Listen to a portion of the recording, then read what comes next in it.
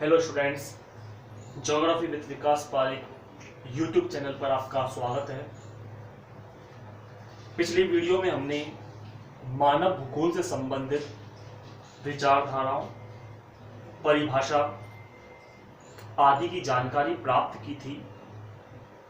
आज उसी क्रम में हम हमारे भूगोल विषय के लेसन नंबर 2 की जानकारी प्राप्त करेंगे।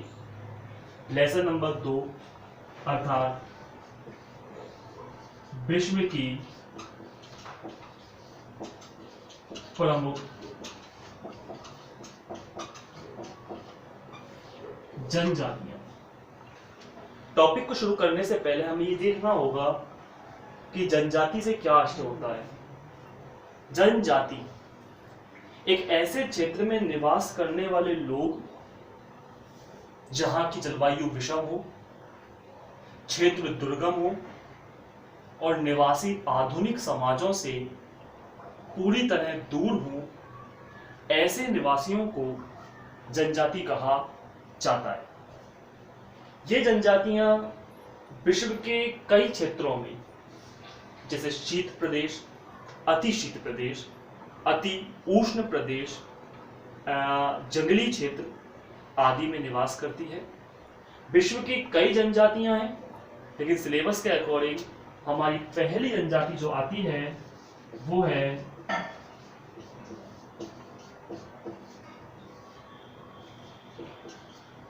एस्किमो। एस्किमो जनजाति का शाब्दिक अर्थ होता है, यानी एस्किमो शब्द का शाब्दिक अर्थ जो होता है वो होता है कच्चा मांस खाने वाला।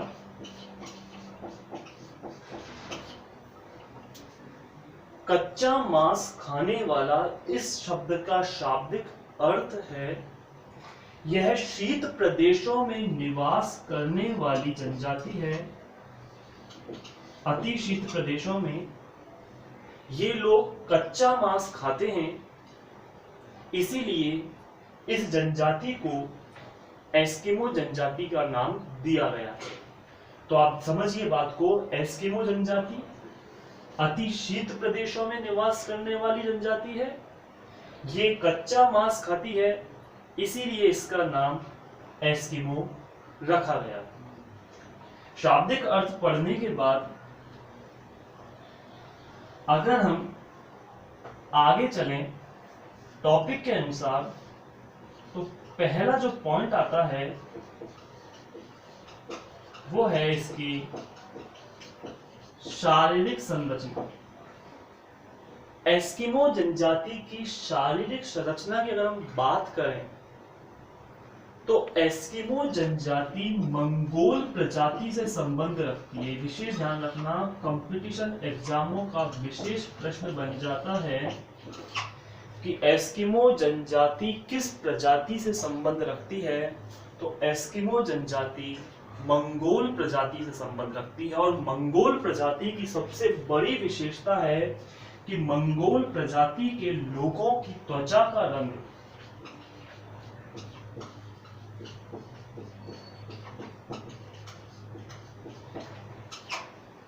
मंगोल प्रजाति की लोगों की त्वचा का रंग पीला होता है। इनके बाल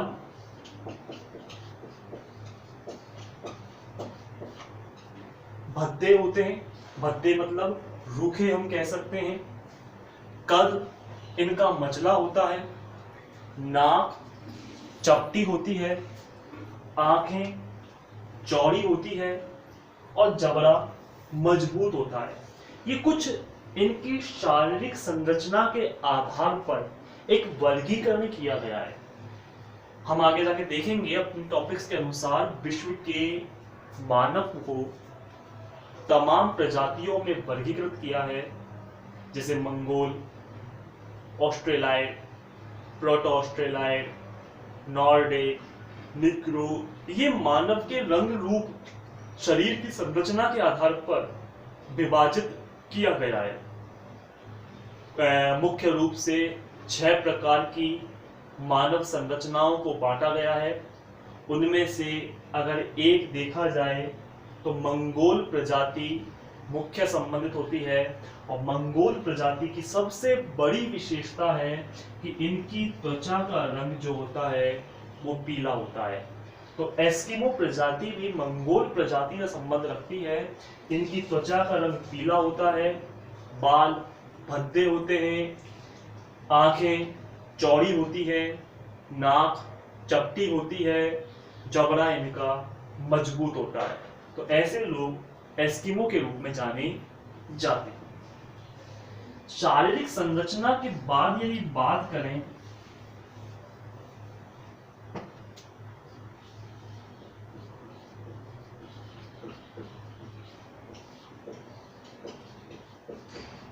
इनके निवास क्षेत्र की, तो ध्यान दीजिए शुरुआत में ही मैंने आपको बताया था कि ये जनजाति मुख्यतः अति शीत प्रदेशों में निवास करती है। अति शीत प्रदेश टुंड्रा, अलास्का, बेरिंग जलडमरू मध्य, ऐसे कई क्षेत्र हैं जहां पर ये जनजाति पाई जाती है। तो अति शीत प्रदेशों में निवास करने वाली प्रजाति कहलाती है एस्किमो प्रजाति। यह अलास्का टुंड्रा क्षेत्रों में निवास करती है। बहुत छोटे छोटे टॉपिक हैं, ज्यादा विस्तार से नहीं है टॉपिक के अंतर्गत। बात करें यहाँ की जलवायु की, तो एस्किमो जनजाति जिन क्षेत्रों में निवास करती है वहां की जलवायु अति विषम है, अत्यंत विषम है, अत्यंत शीत जलवायु है। बर्फ यहाँ रहती है, बर्फ भरी आंधियां यहाँ चलती रहती हैं। तापमान हमेशा 0 डिग्री से नीचे रहता है। वर्ष के 1 या 2 महीने ही यहाँ तापमान बढ़ता है और बर्फ पिघलती है, अन्यथा पूरे वर्ष भर यहाँ तापमान 0 डिग्री सेल्सियस से भी नीचे रहता है। अत्यंत शीत प्रदेश है जहाँ पूरी तरह से यह क्षेत्र बर्फ से ढका हुआ होता है। तो ऐसी विषम परिस्थितियों में ये जनजाति निवास करती है।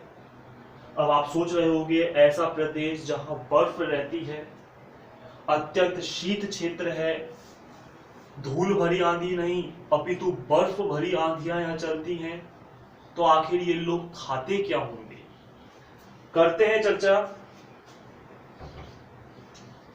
नंबर 4,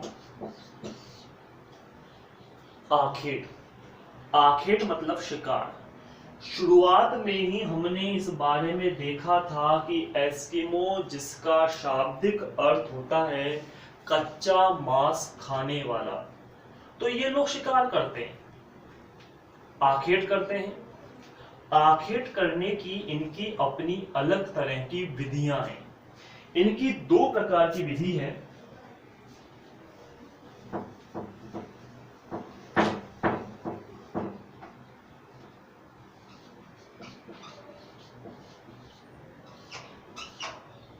ये 2 प्रकार से शिकार करते हैं। इनकी पहली विधि है माउपाक और इनकी दूसरी विधि है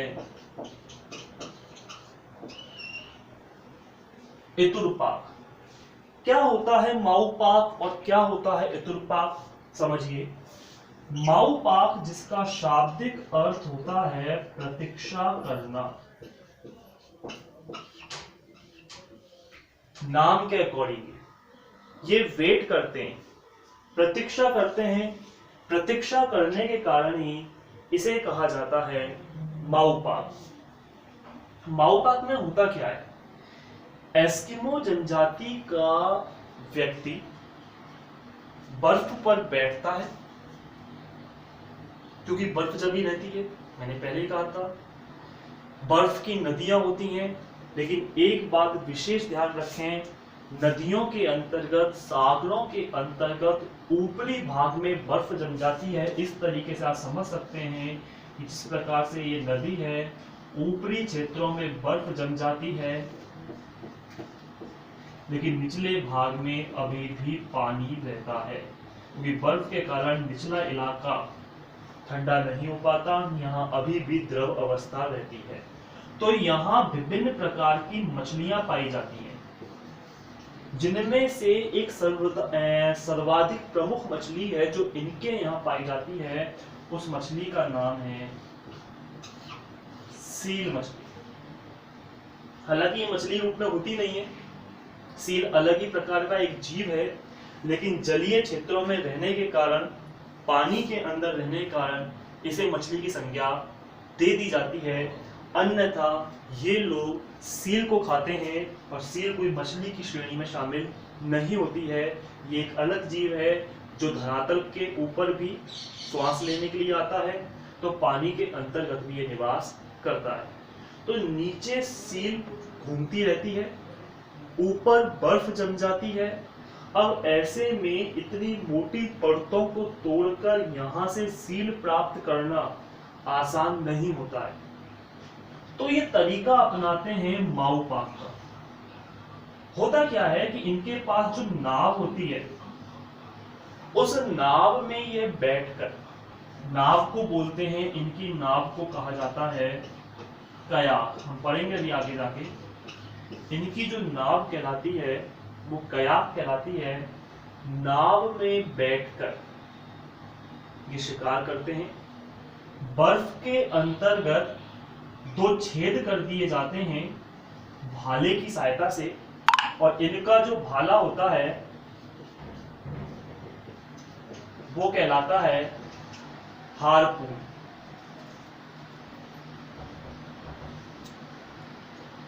इनका जो भाला कहलाता है वो भाला कहलाता है, तो जो भाला होता है हार्पून, कयाक पर एस्किमो बैठा रहता है। यह एस्किमो व्यक्ति भाले की सहायता से सील मछली पर हमला कर देता है, क्योंकि जब सील मछली बर्फ में बने छिद्रों में श्वास लेने के लिए आती है, उसी समय ये हमला कर दिया जाता है और सील मछली का शिकार कर लिया जाता है। अब यहाँ पर इसको माऊ पाक क्यों कहा गया है वो समझने की कोशिश कीजिए। माऊ पाक का अर्थ था प्रतीक्षा करना, वेट करना।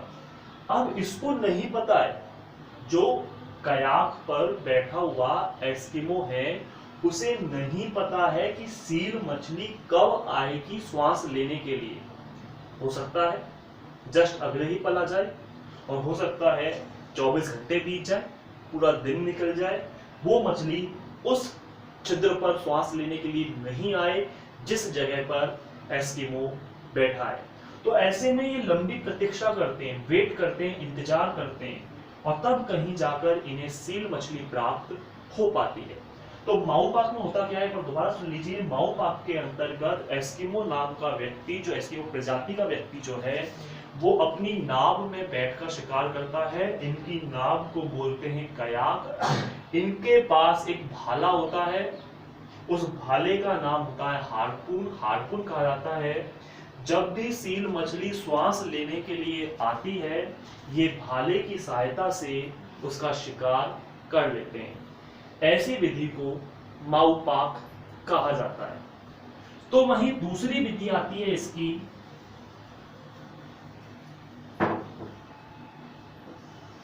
इतुरपाक, जहां माऊ पाक का शाब्दिक अर्थ था प्रतीक्षा करना, तो वहीं इतुरपाक के लिए हम कह सकते हैं कि लालच देना।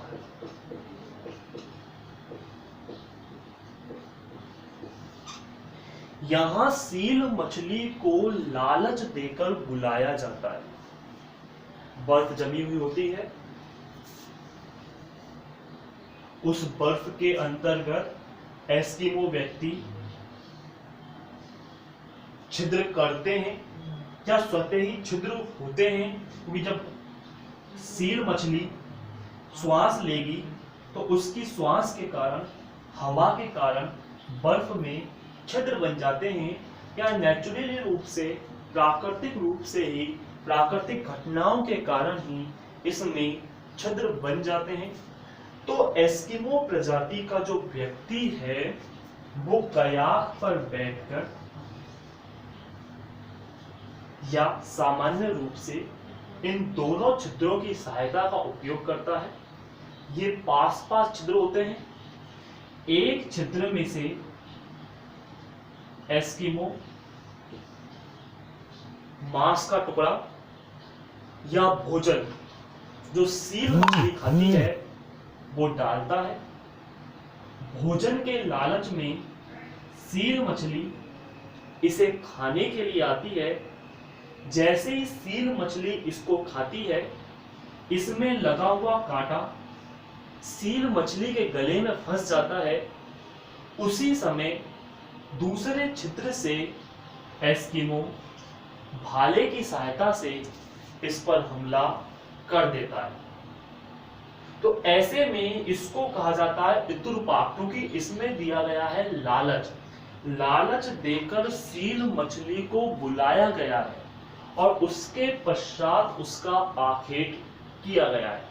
तो आखेट करने की दो विधियां हमने देखी एस्किमो प्रजाति की, एक माउपाक और दूसरी इतुरपाक। माउपाक का जहां शाब्दिक अर्थ होता है प्रतीक्षा करना, वेट करना, वहीं इतुरपाक का अर्थ होता है लालच देना। माउपाक के अंतर्गत वेट किया जाता है, इंतजार किया जाता है। मछली जब आती है श्वास लेने के लिए तो उस पर हमला कर दिया जाता है। तो वहीं इतुरपाक के अंतर्गत लालच देकर, भोजन देकर उसे बुलाया जाता है सील मछली को। सील मछली आती है तो उसके ऊपर हमला कर दिया जाता है। ध्यान दीजिए, ये जो दोनों विधियां हैं ये विधियां शीतकालीन विधियां हैं।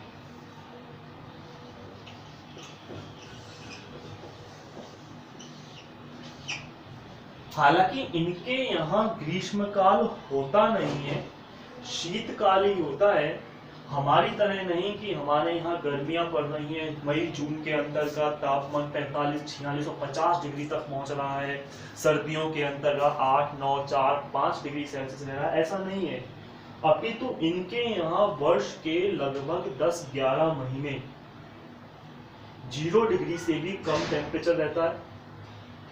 वर्ष के 1-2 महीने ही टेम्परेचर बढ़ता है, वो भी इतना नहीं कि बहुत ज्यादा बढ़ जाए, अपितु से 2 डिग्री, 3 डिग्री या 4 डिग्री तक, इतना कि बर्फ पिघल जाती है। तो ऐसे में बर्फ के पिघलने के पश्चात ये शिकार करने की दूसरी तरीके को अपनाते हैं। बर्फ पिघलती है, बर्फ पिघलने से धरातल उभर आता है, उस धरातल पर छोटी मोटी घासें उगाती हैं। उन घास को खाने के लिए कई प्रकार के अन्य जीव जंतु, जिनमें खरगोश, लोमड़ी आदि जीव जंतु आ जाते हैं। ऐसे में ये एक दूसरे तरीका अपनाते हैं शिकार करने का, और उसे कहा जाता है उतोक। अब ये उतोक क्या है वो देखिए आप इस चीज को। जब खरगोश, लोमड़ी, अन्य प्रकार के जीव जंतु आते हैं तो ये लोग, इनकी एक गाड़ी होती है, उस गाड़ी को कहा जाता है स्लेज। ये स्लेज नाम की जो गाड़ी होती है वो बिना पहियों की गाड़ी होती है।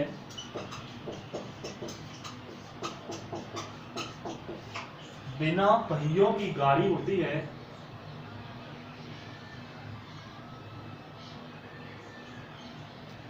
और